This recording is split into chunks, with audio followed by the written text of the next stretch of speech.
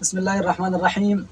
Social media پہ گزشتہ 1-2 دن سے مفتی طارق مسعود صاحب کے حوالے سے کافی گہما گہمی ہے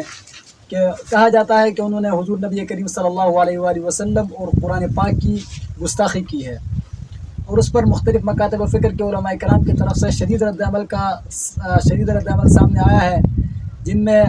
دیوبند مکتب فکر کے بڑے عالم دین مولانا منظور مینگل صاحب دامت برکاتہم العالیہ نے بھی شدید رد عمل دیا ہے،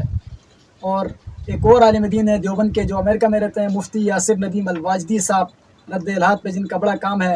انہوں نے بھی اپنے ایک پرسنل گروپ کے اندر میسج کرتے ہوئے یہ کہا ہے کہ ان کی یہ بات کسی طرح درست نہیں ہے، اور مفتی طارق مسعود صاحب نے اس کے بعد ایک وضاحتی پیغام بھی جاری کیا ہے، لیکن اس کے باوجود لوگوں کے ذہنوں میں اشکالات ہیں اور علماء کرام نے اس وضاحت کو ناقابل قبول کہا ہے۔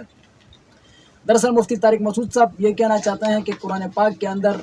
ظاہری اعتبار سے گرامر کی مسٹیک پائی جاتی ہیں، اور گرامر کی غلطیاں قرآن پاک کے اندر پائی جاتی ہیں، جس کی ایک مثال انہوں نے ذکر کیا لنصفعن بالناصیہ۔ یہ قرآن پاک کے 30ویں پارے کے اندر سورہ اقرا کی آیت ہے، جس میں اللہ تعالیٰ فرماتے ہیں لنصفعن بالناصیہ۔ تو اس آیت کو لے کر مفتی طارق مسعود صاحب کا کہنا یہ ہے کہ ظاہری اعتبار سے قرآن پاک کے اندر گرامر کی غلطی ہے، اور اس کو لے کر پھر مختلف مکاتب فکر کے علماء نے شدید رد عمل دیا ہے ان پر، اور انہیں گستاخ تک کہا گیا ہے۔ میرے خیال سے انہیں گستاخ تو کہا جا سکتا ہے کہ نہیں، لیکن بہرحال ان کا یہ موقف بالکل صریح غلط ہے۔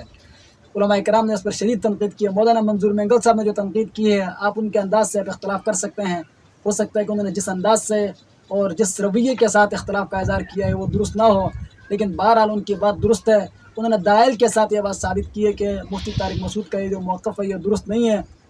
بلکہ قرآن پاک کے اندر کسی بھی طرح کی کوئی غلطی نہیں ہے، نہ ہی کوئی ظاہری غلطی ہے، اور نہ ہی اس کے کوئی اندر باطنی کوئی غلطی ہے، نہ کوئی گرامر کا مسٹیک۔ اصل میں گرامر بہت بعد میں بنا ہے۔ قرآن پاک جب نازل ہوا، گرامر جو باقاعدہ عربی کا گرامر سٹارٹ ہوا ہے، یہ تو حضرت علی کرم اللہ وجہہ کے دور میں قول کے مطابق شروع ہوا ہے۔ ابو الاسود الدؤلی کے نام سے ایک شخص تھے، عالم دین تھے، تابعی تھے، انہوں نے حضرت علی رضی اللہ تعالیٰ عنہ کے حکم سے گرامر کا جو عربی گرامر ہے اس پر کام شروع کیا تھا، اور اس کے بعد سے گرامر بننا شروع ہوا ہے۔ تو گرامر وہ قرآن پاک اور لغت کو دیکھ کے بنایا گیا ہے۔ کوئی بھی جو زبان ہوتی ہے وہ اپنے گرامر کے تابع نہیں ہوتی ہے۔ گرامر تو ہم جیسے اجنبی لوگوں کے لیے ہوتی ہے، بلکہ جو گرامر بنایا جاتا ہے وہ اس لغت کو دیکھ کر بنایا جاتا ہے۔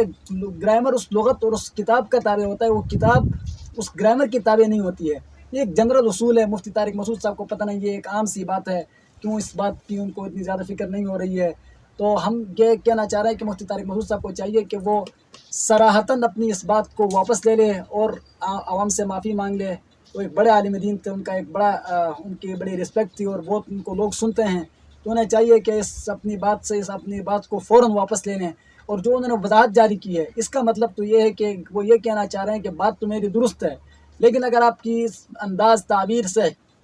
اگر میری کوئی الفاظ اور تعبیر سے آپ کو تکلیف ہوئی ہے، عوام کو تکلیف ہوئی ہے، تو میں اس سے معذرت کرتا ہوں۔ اس کا مطلب ہوا کہ وہ اپنے موقف پر قائم ہے، جبکہ ان کا موقف بھی درست نہیں ہے۔ یہ میں نہیں کہہ رہا ہوں، اگر صرف یہ میری بات ہوتی ہے تو آپ کہہ سکتے ہیں یار کہ اس کی کیا علمی حیثیت ہے۔ میں اپنی بات نہیں کرتا ہوں، بلکہ علماء کرام نے، سنجیدہ علماء کرام نے اس بات کو بہت سنجیدگی سے لیا ہے، اور انہوں نے مفتی طارق مسعود صاحب سے یہی گزارش کی ہے کہ وہ اس چیز سے رجوع کر لیں، اور صراحتاً بغیر کسی تعویل کے وہ کہہ دیں کہ ان سے غلطی ہوئی ہے اور واپس لے لیں۔